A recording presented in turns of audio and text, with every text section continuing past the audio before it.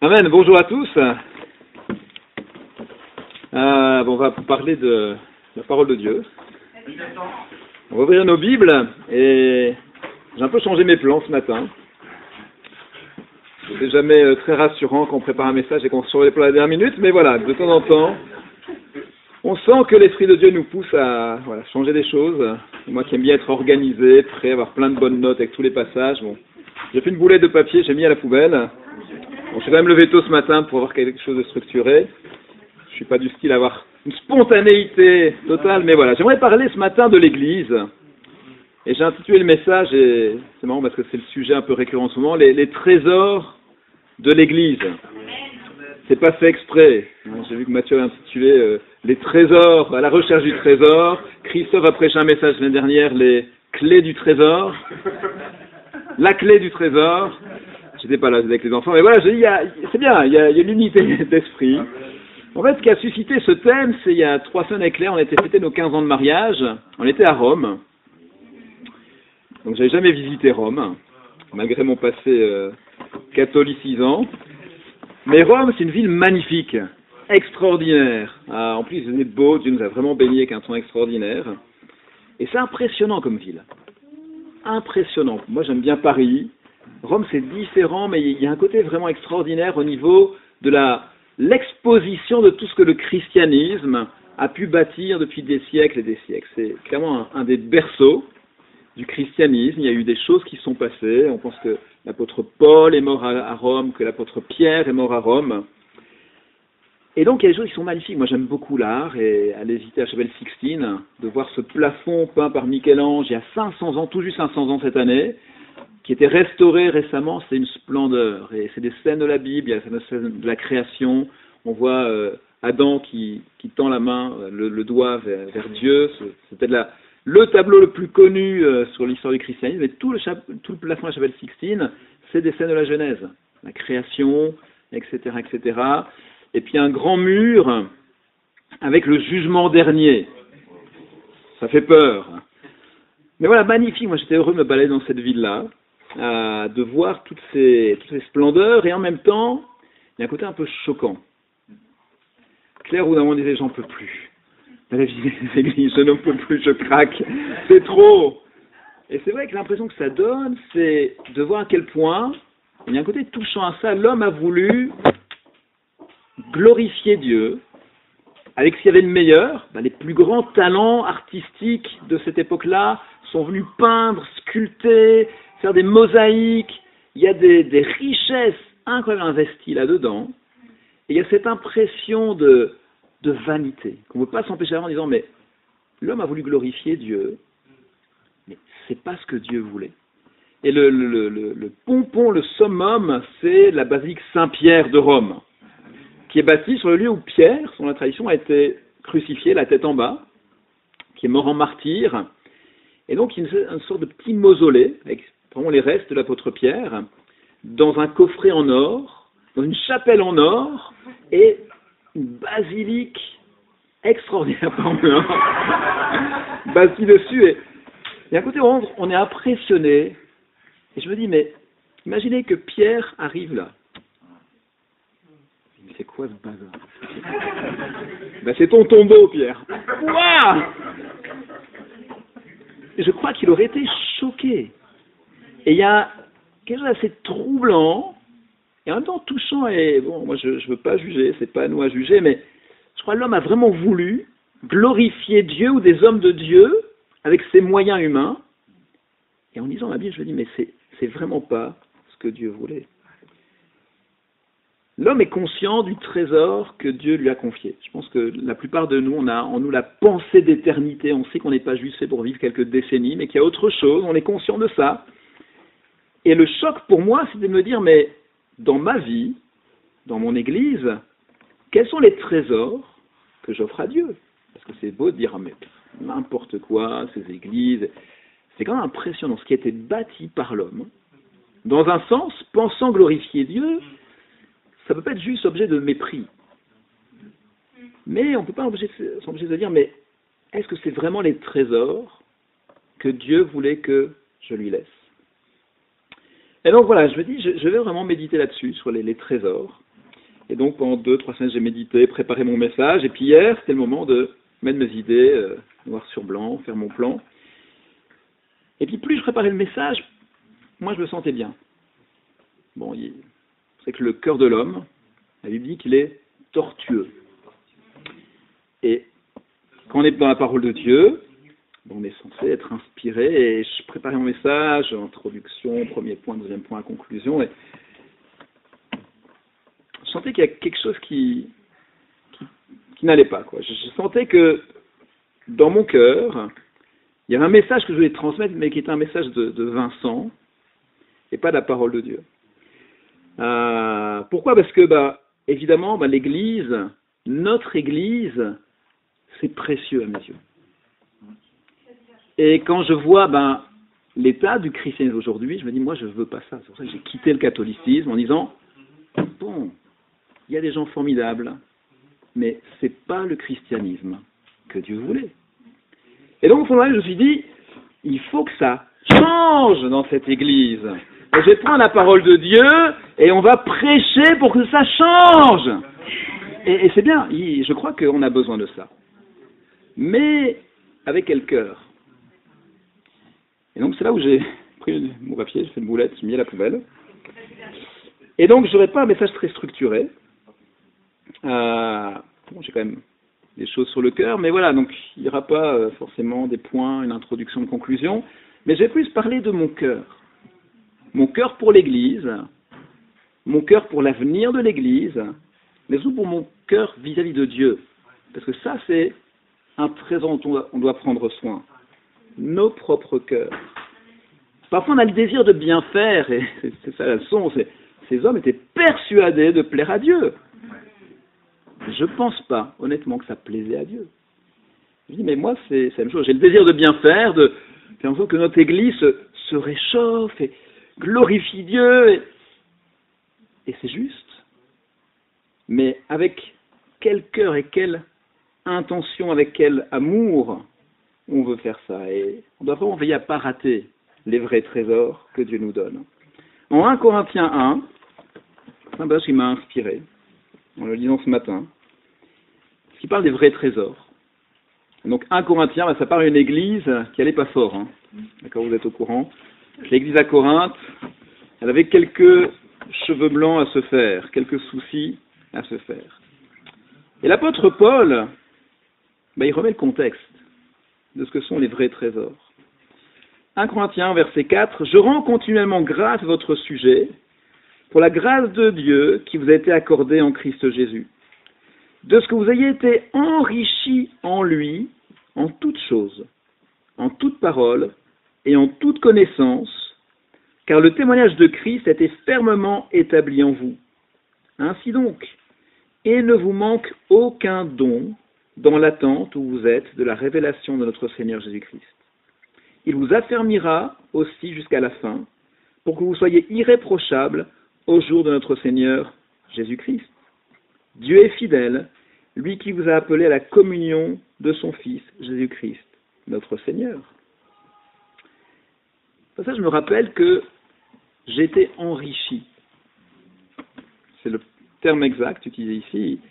Paul dit, je me réjouis de ce que vous avez été enrichis en Jésus, en toutes choses. Mais c'est ça le trésor. Le trésor, il est là, c'est l'Église. Et on peut voir, et moi c'est un peu une tendance chez moi, c'est de voir ce qui ne va pas, et ça provoque chez moi de l'inquiétude, ou de la colère, ou des sentiments qui ne sont pas spirituels, de dire, mais il y a une richesse. Je suis enrichi. Enrichi par quoi ? Quels sont les vrais trésors dans l'Église ? C'est nos relations. Moi, j'étais tellement touché hier soir par la qualité, la profondeur de nos relations. Mais ça, c'est un trésor. Ça, c'est un trésor extraordinaire dont on dispose. Le trésor de la formation de nos cœurs, de nos couples hier, mais de nos cœurs à travers nos couples. J'ai dit, quelle richesse, quelle vulnérabilité dans un couple qui s'ouvre, qui parle de ses défis, pour qu'on soit enrichi dans nos propres couples. Ça, c'est des trésors extraordinaires. La formation de nos cœurs. Ça, c'est un trésor extraordinaire. Et soit ce matin, je me sens, pas prêt pour mon message, mais je me sens joyeux et confiant. Pourquoi? Parce que je dis, je suis enrichi, je suis riche par la présence de mes frères et sœurs, par leur présence dans ma vie. Et j'en suis reconnaissant.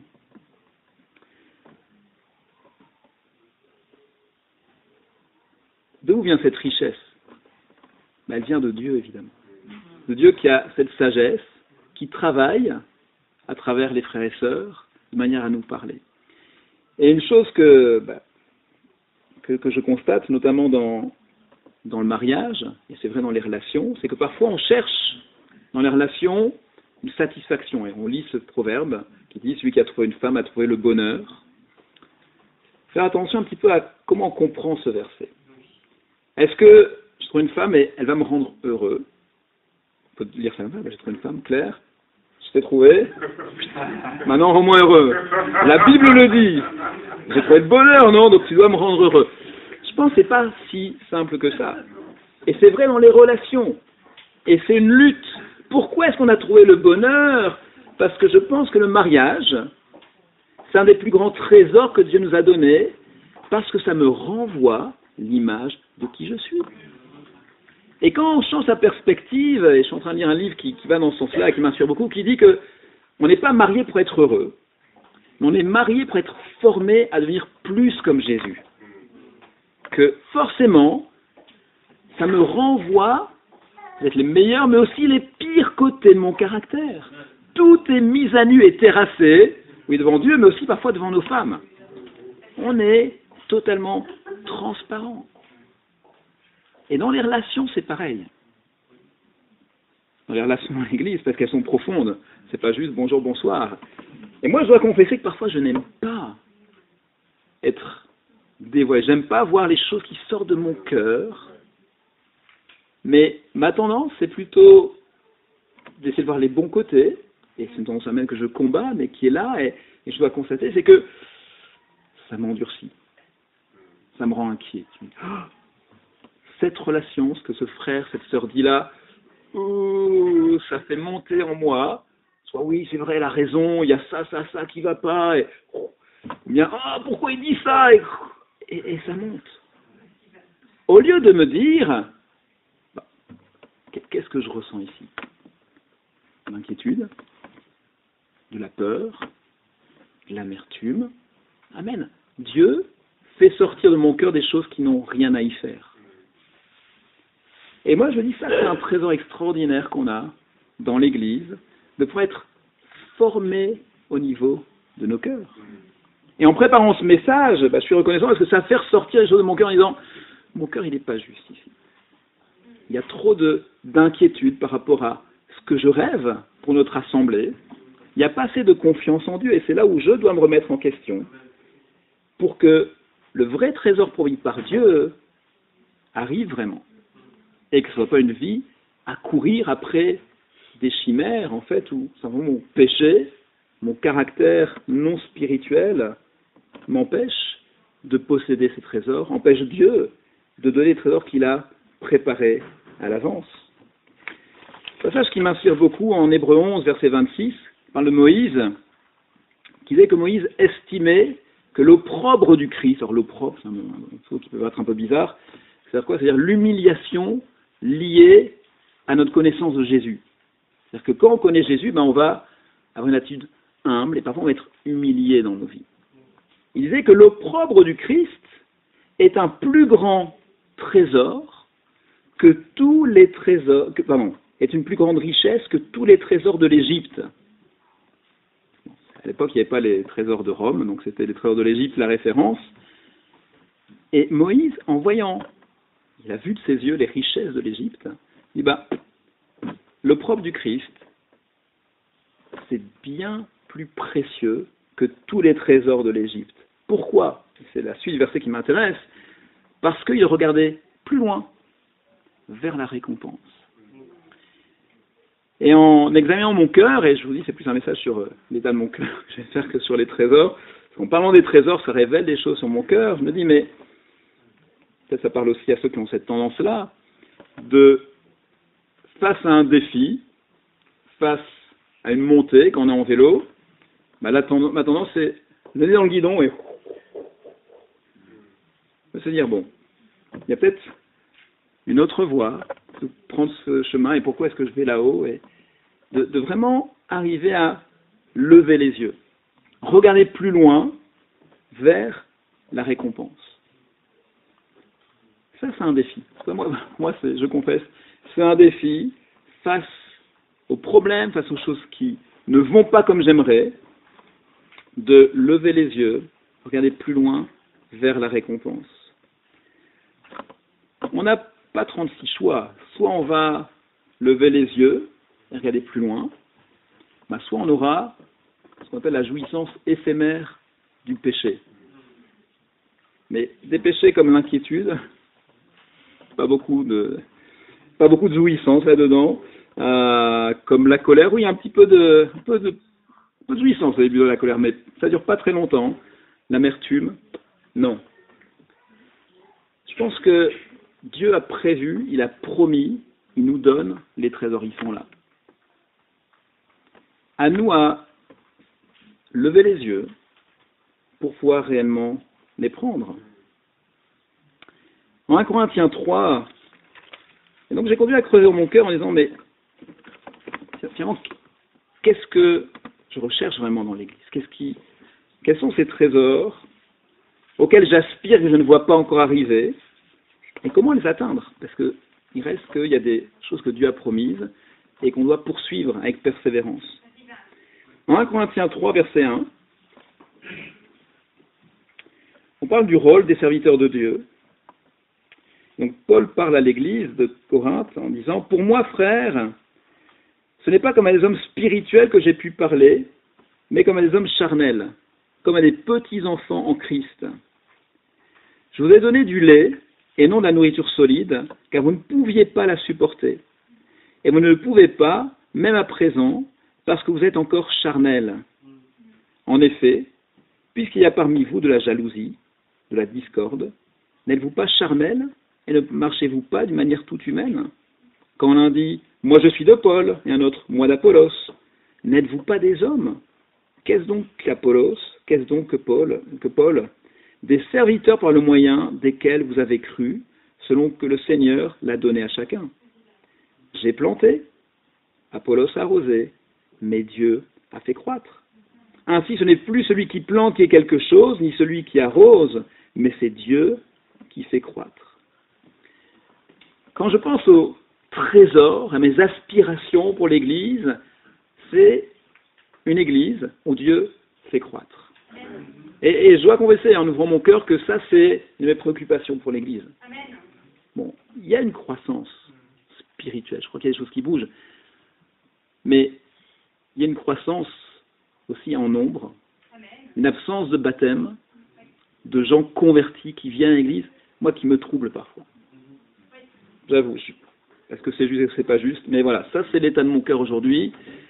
C'est-à-dire, bon, il y a des bonnes choses, mais j'aimerais quand même voir des gens être baptisés. Penser que mes enfants, qui ont 13 ans, 10 ans, 3 ans, n'ont quasiment jamais vu de baptême, je me dis, ça me préoccupe, ça me soucie. Je me dis, il y a quelque chose qui ne va pas à ce niveau-là.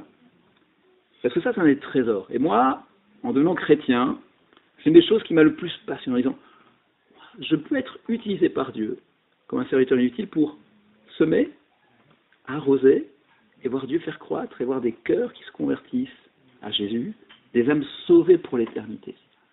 Wow. Et moi, c'est à quoi j'aspire.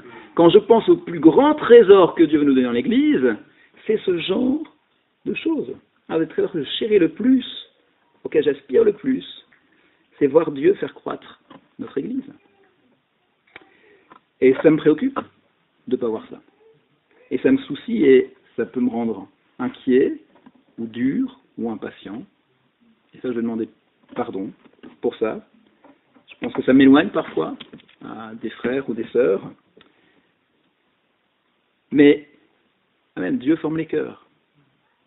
Dieu est fidèle à sa promesse. Il ne va pas abandonner ce rêve, et on ne va pas abandonner ce rêve, mais pas à n'importe quel prix. Pas en prenant des raccourcis. Pas en, comme il dit ici, dans ce passage, et le contexte est tout à fait frappant, pas en disant, moi je suis pour Paul, moi je suis pour Apollos. Non. Si on commence à penser comme ça, et je pourrais commencer à penser comme ça, mon idée, ma manière de voir, est juste, bah, voilà, je dis, moi je suis pour Vincent. Bon. Là on est déjà mal barré. Voilà, c'est la tendance pécheresse qu'il peut y avoir dans mon cœur. Et en examinant mon cœur, c'est vraiment ce que j'ai réalisé, tout en aspirant ardemment à cette Église qui grandit. Que faire? Bah, déjà faire le bien autour de soi. Aimer ses frères de tout son cœur. Moi, je suis reconnaissant, tellement reconnaissant, de la manière dont Dieu forme mon cœur à travers les frères en ce moment. Et Dieu a de l'humour, parce qu'il utilise les gens les plus différents de nous pour nous apprendre les plus grandes choses. Je suis tellement reconnaissant pour le groupe de frères, du groupe de direction qu'on est en train de bâtir. J'ai une relation avec Christophe, on s'était pas mal éloignés pendant tout un temps, et travailler ensemble dans le groupe de direction, bah, ça m'apporte beaucoup de joie, de voir vraiment son cœur, son désir de donner, d'apporter sa sagesse, son esprit calme et posé au groupe. Je dis ça, c'est vraiment encourageant. À mon pote Roland de toujours, qui est toujours voilà, un compagnon d'œuvre vraiment inspirant, et voilà, il y a des relations de foi qui nous suivent depuis qu'on est chrétien, et on habite l'un à côté de l'autre, nos familles grandissent ensemble. Voilà. Mon pote Mathieu, avec qui c'est parfois moins simple.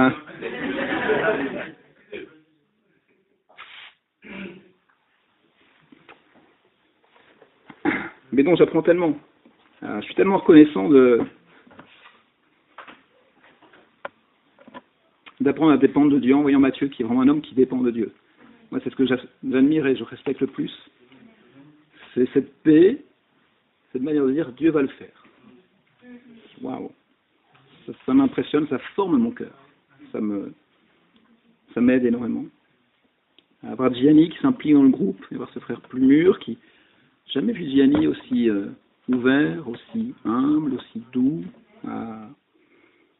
Bon, je préfère toute la liste comme ça, mais je suis tellement reconnaissant pour ces relations-là.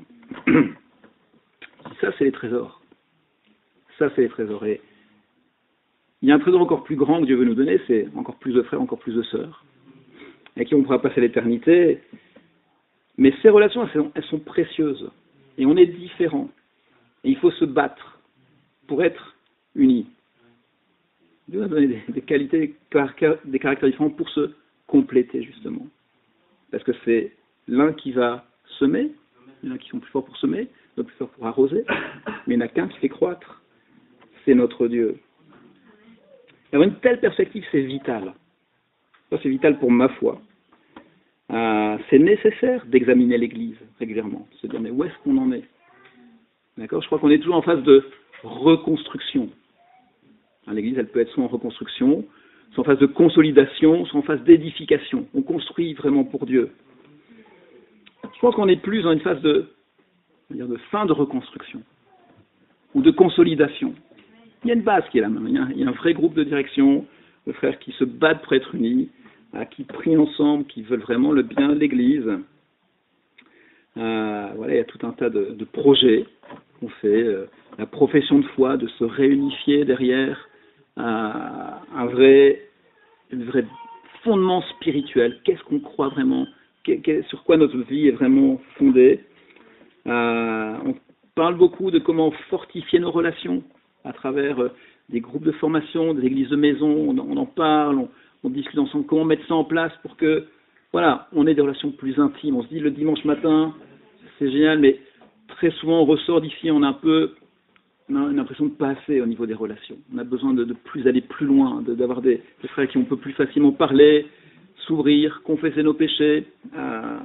Et donc on parle de ça, et moi ça me réjouit de voir qu'il y a une base, et on est en train de consolider cette base. Mais en faisant la base, il faut veiller aussi. Regardez où sont les failles. Et je pense à des failles auxquelles on doit vraiment veiller dans l'Église. Je pense à la faille de la tiédeur. C'est un défi. Avec la vie qu'on a, tellement intense, de devenir tiède pour Dieu. Il n'y a qu'à ouvrir en Apocalypse, chapitre 3, pour se rendre compte que c'est clairement pas la volonté de Dieu que de laisser cette tiédeur nous envahir. Apocalypse 3, verset 14. Il y a une lettre à cette église, et je lisais un écrit sur l'Apocalypse qui disait donc sur les 7 églises, il y en a 2 qui trouvent grâce aux yeux de Dieu, 5 non, et les seules villes qui restent debout aujourd'hui, c'est les 2 villes qui ont grâce aux yeux de Dieu. Les autres ont été détruites, rasées. Elles n'existent plus entièrement en tout cas.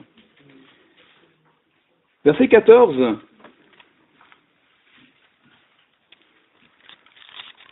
Chapitre 3. Donc c'est Jésus qui parle. Écrit à l'ange de l'église de Laodicée, voici ce que dit l'Amen, le témoin fidèle et véritable, l'auteur de la création de Dieu. Je connais tes œuvres. Amen, il y a des œuvres. Tu n'es ni froid, ni bouillant. Si seulement tu étais froid ou bouillant, ainsi parce que tu es tiède, et que tu es ni froid ni bouillant, je vais te vomir de ma bouche. Parce que tu dis, je suis riche, je me suis enrichi, je n'ai besoin de rien, et parce que tu ne sais pas que tu es malheureux, misérable, pauvre, aveugle et nu. Je te conseille d'acheter chez moi de l'or éprouvé par le feu, afin que tu deviennes riche, et des vêtements blancs, afin que tu sois vêtu, et que la honte de ta nudité ne paraisse pas, et un collier pour oindre tes yeux, afin que tu vois. Moi, je reprends et je corrige tout ce que j'aime. Aie donc du zèle, et repens-toi. Voici, je me tiens à la porte et je frappe. Si quelqu'un entend ma voix et ouvre la porte, j'entrerai chez lui, je souperai avec lui, et lui avec moi. Je pense que c'est une chose auquel on doit vraiment veiller, la tiédeur, et c'est une question individuelle à se poser. Est-ce que je suis bouillant pour Dieu? Je pense que beaucoup d'entre nous doivent se poser la question, est-ce que je me considère comme riche? Est-ce que je pense que je n'ai pas vraiment besoin? Comment est-ce qu'on peut savoir ça? Un peu quand on décrit le personnage ici, tu ne sais pas que tu es malheureux, misérable, pauvre, aveugle et nu. Parfois, on peut être dans l'église et pas se rendre compte de sa misère spirituelle. Ce qui est une tiédeur aux yeux de Dieu. On est dans l'église, hein. C'est pas des gens païens, non chrétiens. Il faut évaluer. Moi, depuis 3 semaines, j'essaie quotidiennement d'évaluer l'état de mon cœur, la pureté de mon cœur. Est-ce que je suis en paix? Est-ce qu'il y a des inquiétudes dans mon cœur? Est-ce qu'il y a l'amertume? Est-ce que mon amour est là? Nous devons tous les jours faire un petit examen. Est-ce que mon cœur est en bon état? Est-ce que je suis conscient de ma misère? Et je la remets à Dieu pour qu'il me fortifie. J'examine également, est-ce que ma relation avec Dieu est là où elle doit être? Et il y a des choses auxquelles j'ai plus de facilité, d'autres auxquelles j'ai moins de facilité. Lire ma Bible, être inspiré, c'est plutôt une force, quelque chose que j'aime faire. Mais vraiment me poser la question au quotidien, est-ce que j'ai laissé Dieu me parler à travers la Bible aujourd'hui? Et puis, il y a la même chose, l'intensité de ma relation avec Dieu. Est-ce que je suis en train de supplier Dieu? Est-ce que j'ai des petites prières comme ça? Ou est-ce que... Et prenons pendant 3 semaines le temps de vraiment examiner, pas juste passer de jour en jour, on me dit, bon, il y a des failles. Je suis pas en train de supplier Dieu tous les jours. Malgré les choses que je peux ressentir, les choses importantes que j'ai besoin de lui remettre, voilà, ça c'est une faille auquel je dois vraiment faire face pour ne pas être tiède devant Dieu. On a vraiment besoin de s'examiner, de voir est-ce qu'on a du zèle pour Dieu? Est-ce qu'on veut se débrouiller tout seul dans son coin? Ça va, j'ai besoin de rien. Les frères proposent du temps avec moi. Non, frère, t'es gentil. J'ai trop de choses à faire. Tu comprends. Et bien, oui, d'accord, t'as raison, frère. T'as raison, il faut. Et puis, d'autres priorités prennent le dessus. C'est-à-dire qu'on ne voit pas notre besoin. Et aux yeux de Dieu, on est malheureux, nu, aveugle et pauvre. C'est comme ça que Dieu nous voit, alors qu'il nous a tout donné pour être riche. Le conseil, et ce qui est inspirant dans ce passage, c'est que Jésus dit, moi je suis à la porte et je frappe. Et ce qui m'inspire et ce qui est vraiment le rêve pour moi, et ce que je pense que c'est en train de se faire, c'est Jésus, il est là, et notre rôle, simplement, on le laisser rentrer individuellement dans nos cœurs. Je le laisse rentrer, il va me connaître, il va faire sortir ce qu'il y a dans mon cœur, mais aussi dans l'Église. Jésus est à la porte, il est là, il frappe. Mais est-ce qu'on le laisse entrer? Est-ce qu'on laisse nos cœurs être exposés à sa lumière, voir nos péchés et chercher de l'aide autour de nous? Si on n'arrive pas, pour retrouver l'intensité avec Dieu, est-ce qu'on entend Jésus frapper à la porte? Est-ce qu'on entend Jésus nous dire « Je suis mort sur une croix pour que tu puisses avoir tous ces trésors et que tu puisses les partager autour de toi ». C'est pas évident, c'est une lutte. Le cœur de l'homme est tortueux. En préparant ce message, j'ai ressenti à quel point mon cœur était tortueux pour des bons objectifs. Il y avait des choses mauvaises dans mon cœur. Et Dieu dit, occupe-toi d'abord de ton cœur. Purifie-le. Prends soin de lui. Et moi, je ferai le reste. C'est moi qui fais croître. Arrose, taille, sème, c'est ce que tu as à faire. Je pense aussi, il parle dans ce passage de la faille de la chair, de ce qui est charnel, essentiellement dans les relations. Et j'insiste vraiment là-dessus, parce que pour moi, c'est un point fondamental pour lequel Dieu va donner la victoire. À quel point on va rester unis malgré nos différences. On va dire d'accord sur tout, mais profondément unis. Le reproche qu'il faisait dans ce passage-là, c'était « vous faites des clans. Vous êtes les adhérents de telle manière de penser, de telle manière de voir. Et vous n'avez rien compris. Mais c'est un combat, il faut l'admettre. On est orgueilleux, on est humain, on est convaincu qu'on a raison. Et il faut se battre pour considérer les autres supérieurs à nous-mêmes. Réellement pour que Dieu il adoucisse nos cœurs et qu'il y ait une humilité profonde dans nos relations. Dans le contexte de voir Dieu édifier son Église sur cette base qu'on essaye de remettre en place avec Dieu, la faille de la chair, du charnel, les divisions, de l'amertume, ça peut vraiment faire des dégâts. Et là où le cœur de l'homme est tortueux, c'est que, évidemment, tout va bien. Et souvent, quand on est à l'église, on se sent en paix. Et puis, dans la semaine, il suffit d'une petite pensée, petite parole, et on commence à penser de manière négative de certains frères, de certaines sœurs. On laisse Satan travailler dans nos pensées et faire du mal. Parce que notre cœur est tortueux. Il est comme ça. Il n'est pas droit. Jésus essaie de le redresser. On doit vraiment veiller à refuser que Satan vienne mettre la moindre pensée mauvaise dans nos cœurs. C'est un combat au quotidien, c'est monter sur la croix au quotidien pour que nos cœurs restent purs. Je pense aussi à la faille de la médiocrité. C'est pas évident dans une église de garder des attentes sans commencer à devenir une armée. Je pense simplement à l'heure à laquelle on commence le culte, le dimanche matin. Au mieux, c'est une demi-heure en retard. Qu'est-ce que Dieu pense de ça? Qu'est-ce qu'on peut faire? Qu'est-ce que ça traduit de nos cœurs, de nos vies? Moi, ce que je pense, c'est que ça doit changer. Mais ça va changer par l'inspiration de Dieu, pas par nos frustrations, mais par une prise de conscience que Jésus est là, à la porte, il frappe. Est-ce que je vais vraiment le laisser rentrer pour m'aider au quotidien, être plus discipliné tout simplement, plus motivé, peut-être donne-moi plus de joie d'aller à l'église et je serai plus empressé. Voilà, je ne sais pas, mais pour moi c'est vraiment des choses auxquelles on doit veiller pour que ces trésors que Dieu veut nous donner parviennent réellement à s'épanouir, à grandir et à transformer l'église. Le verset 9 du même chapitre, 1 Corinthiens 3, pour moi, résume très bien les choses. Car nous sommes ouvriers de Dieu, nous sommes ouvriers avec Dieu, vous êtes le champ de Dieu, l'édifice de Dieu. Ce verset m'inspire profondément, parce que ça montre l'équilibre sacré qu'on doit trouver dans nos vies, entre la part de l'homme et la part de Dieu.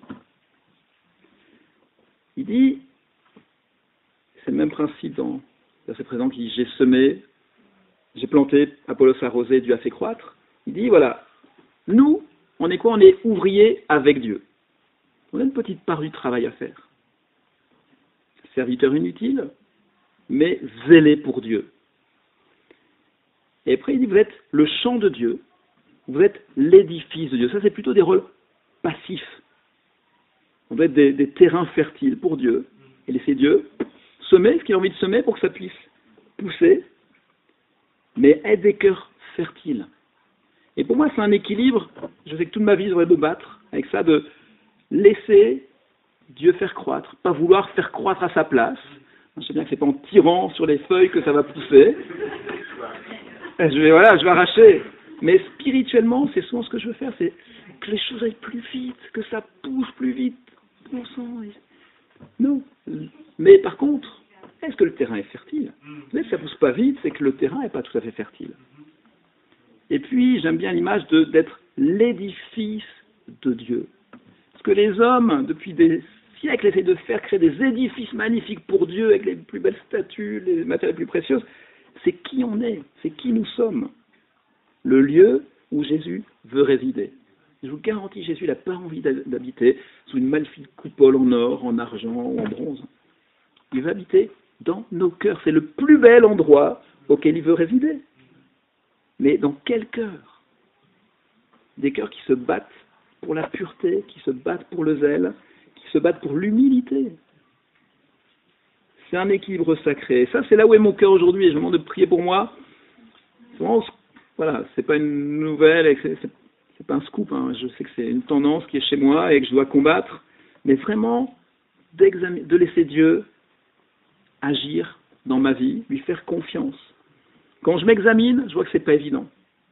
Et c'est pour ça que j'ai décidé, tous mes points sur avoir une église qui cherche les vrais trésors, j'ai ça sur le cœur, mais d'une manière différente, en laissant vraiment Dieu agir.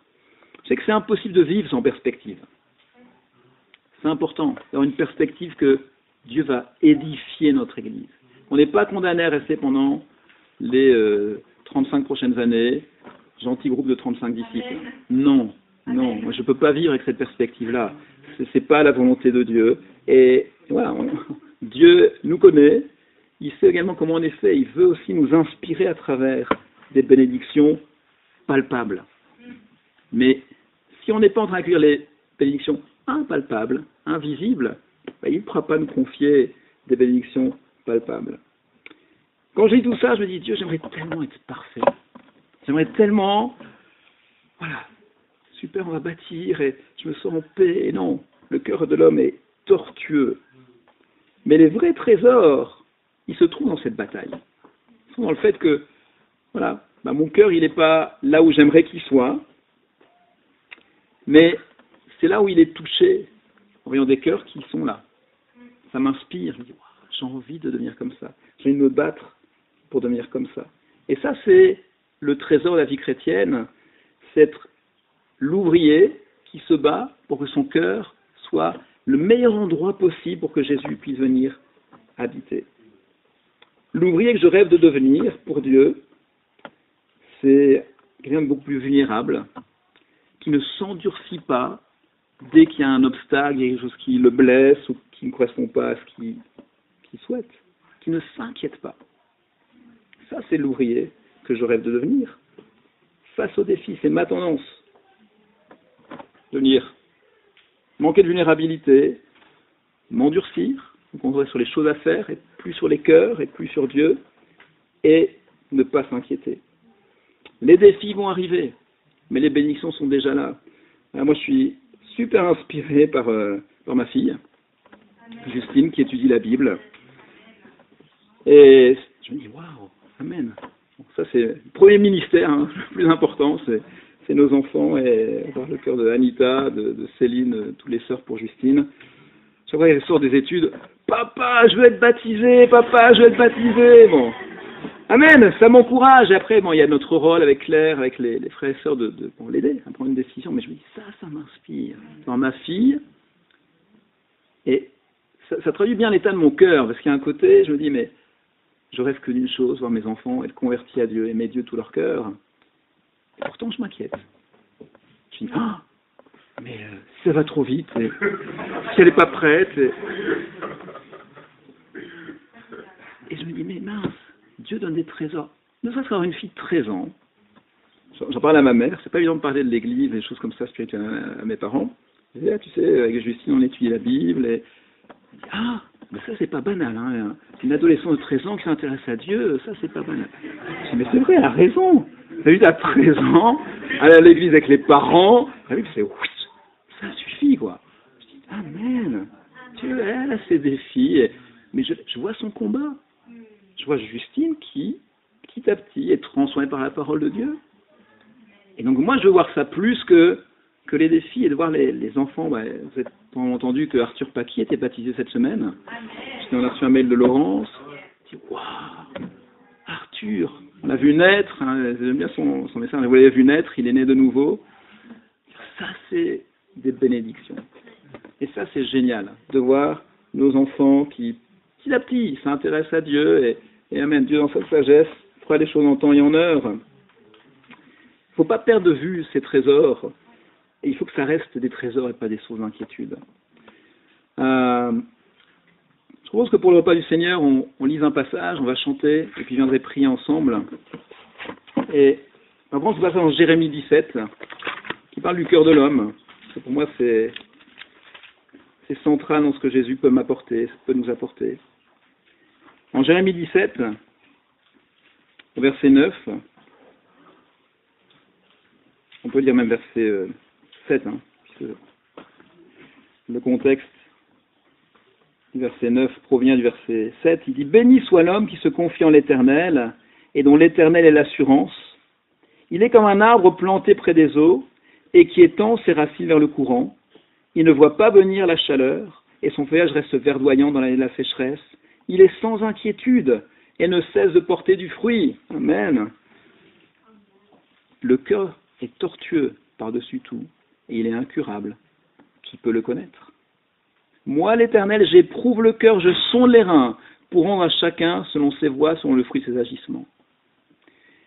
Et ça, c'est tout l'équilibre sacré qu'on doit trouver. C'est Dieu, il veut qu'on soit comme un arbre planté près des eaux, sans inquiétude, par sécheresse, par tempête, tout va bien, parce que je suis planté, ancré en Dieu. Mais, il nous rappelle que notre cœur, il est tortueux. Par-dessus tout. Il y a des moments où on va se sentir, tout va bien, inspiré, et il suffit d'un petit truc, et balavam. Les émotions, le cœur tortueux. Et Dieu dit, moi je connais vos cœurs, et moi j'éprouve vos cœurs. Je vais sonder vos cœurs. Et Jésus, en venant mourir sur la croix, il dit, moi je viens pour guérir vos cœurs tortueux. Et ça, c'est le trésor. Ça, c'est le trésor de l'Église, le trésor individuel qu'on a reçu. C'est Jésus qui, en mourant sur la croix, et en nous appelant jour après jour à monter sur la croix avec lui, qui dit, voilà, votre cœur tortueux, là, tout va bien, et puis pourtant, il y a des inquiétudes, il y a l'amertume, moi, je vais le rendre droit. Le cœur de Jésus, le seul cœur humain, parce que Jésus était humain, totalement droit, c'était celui de Jésus. On n'est pas comme ça, on aimerait bien. Moi, j'aimerais bien être parfait, mais malheureusement, ce n'est pas le cas. Mais prions vraiment, à travers le repas du Seigneur, en prenant le pain, en prenant le vin, pour la tortuosité de nos cœurs, l'admettre avec humilité, y faire face, à quel point on est misérable, aveugle, pauvre et nu, mais à quel point Dieu nous a aussi recouverts, comblés de toute bénédiction, il nous a donné, ce qu'on a lu en 1 Corinthiens tout à l'heure, tout ce qui contribue à avoir un cœur pur, avec un cœur droit, avoir un cœur selon Dieu. Mais ça demande de se battre, et ça demandait la croix de Jésus, et ça demande qu'au quotidien, on accepte de remonter sur la croix pour éviter ces virages que font nos cœurs et qui font tellement de dégâts parfois dans nos vies. On va chanter, et puis ensuite je viendrai prier pour le repas du Seigneur.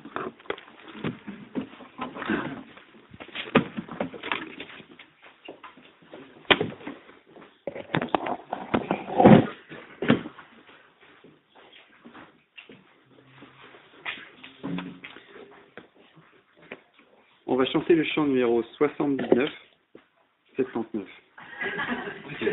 Chaque fois, je le fais avoir. Hein.